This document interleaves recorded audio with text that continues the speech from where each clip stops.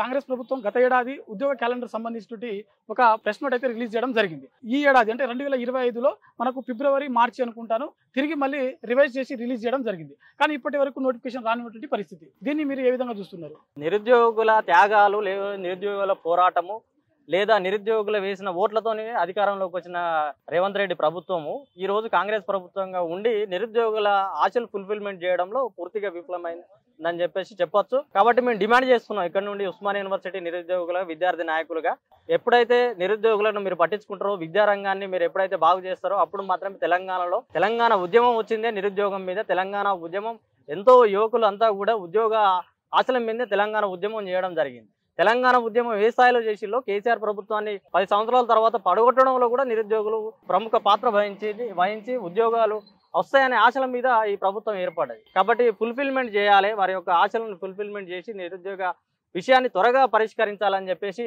Only ఏదో కేసీఆర్ చేసినటువంటి నిరుద్యోగులు ఆ ఉద్యోగాల భర్తీని మీ అకౌంట్లో వేసుకోవడం కరెక్ట్ కాదు. అది అందరికీ క్లారిటీ ఉన్నది. అందరూ కూడా విద్యావంతులుగా ఉన్నారు. అందరికీ ఎవరు ఏ నోటిఫికేషన్ వేసిళ్ళు, ఎవరు ఎక్కడ తీసుకొచ్చిళ్ళు. ఇక్కడ రేవంత్ రెడ్డి సక్సెస్ అయింది ఎక్కడ అని అంటే ఆ యొక్క వాటిని డిలే చేయకుండా త్వరగా అందరికి కూడా ఇవ్వడం జరిగింది. సో అదొకటి సక్సెస్ అయ్యిండు.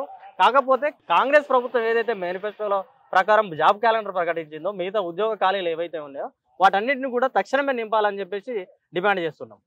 మరోవైపు ప్రతి గ్రామ పంచాయతీకి ఒక జీపీఓ ఆఫీసర్ ఉండాలని చెప్పేసి ROR చట్టంలో భాగంగా మనకు నూతన గవర్నమెంట్ అంటే కాంగ్రెస్ గవర్నమెంట్ తీసుకొచ్చినటువంటి సందర్భం. అయితే ఇందులో భాగంగా 10,956 ఉద్యోగాలు ఏవైతే ఉన్నాయో వీటిని కంప్లీట్గా నిరుద్యోగులకు అవకాశం కల్పించకుండా గతంలో పనిచేసినటువంటి వాళ్ళు VRO ఎవరైతే ఉన్నారో వారికి తిరిగి ఇవ్వడం ఇది విద్యార్థులకు కొంత ఆందోళన కలిగిస్తున్నటువంటి సమస్య.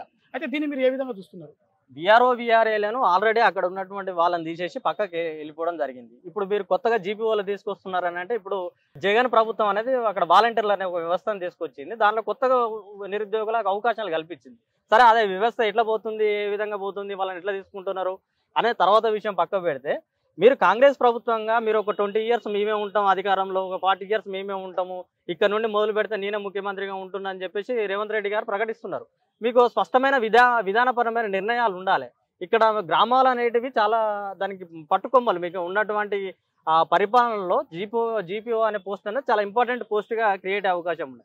మీరు ఎప్పుడో ఉన్నటువంటి మళ్ళీ VROలను తీసుకొచ్చి మళ్ళీ అక్కడ పెట్టడం వల్ల మీకు వచ్చే ప్రయోజనం అనేది చాలా తక్కువగా ఉంటుంది. కొత్తగా ఉన్నటువంటి నిరుద్యోగులకు అవకాశాలు కల్పించి కొత్తగా మీరు ఏదైతే ఇంప్లిమెంటేషన్ చేయాలనుకుంటున్నారో, మీరు ఏదైతే తెలంగాణను అభివృద్ధి చేయాలనుకుంటున్నారో, ఏదైతే ఈ నిరుద్యోగులకు అవకాశాలు కల్పించాలని చెప్పేసి డిమాండ్ వస్తుందో ఇది ఫుల్ఫిల్మెంట్ చేసే భాగంలో జీపీఓ యొక్క నిరుద్యోగ యొక్క జాబ్స్ నింపాలని చెప్పేసి మేము కోరుకుంటున్నాం.